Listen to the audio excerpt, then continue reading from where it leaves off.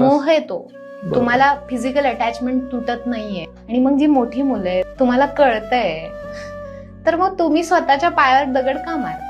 सद्सद बुद्धीचा वापर करा. थोडा त्रास होतो, प्रॅक्टिकल निर्णय रॅशनली विचार करताना त्रास होतोच.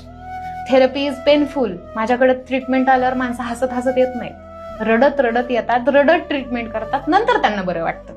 ती प्रोसेस पेनफुल आहे. एखादी व्यक्ती बरी नाहीये, कळतंय, लांब जाण्याची प्रोसेस पेनफुल आहे. टॉक्झिक रिलेशनशिप मध्ये असलेला जो दुःख आहे किंवा जो पेन आहे, त्याच्यापेक्षा रिलेशनशिप मध्ये बाहेर पडलेला ब्रेकअपचा पेन कधी पण चांगला. ही गोष्ट कायम लक्षात आहे. जिथे मोह तिथे दुःख. बरोबर. मोह येतो, तो सेक्शुअल गोष्टींचा असेल, फिजिकल गोष्टींचा असेल, तो एका म्हणजे की ठीक आहे ना जोपर्यंत आहे तो. कितीतरी रिलेशन्स असे चालतात की माहितीये लग्न होणार नाही, तरी पण म्हणतात जोपर्यंत आहे तोपर्यंत आहे. नंतरचा त्रास. मोह येतो, तुम्हाला फिजिकल अटॅचमेंट तुटत नाहीये, तुम्ही स्वीकारा ती.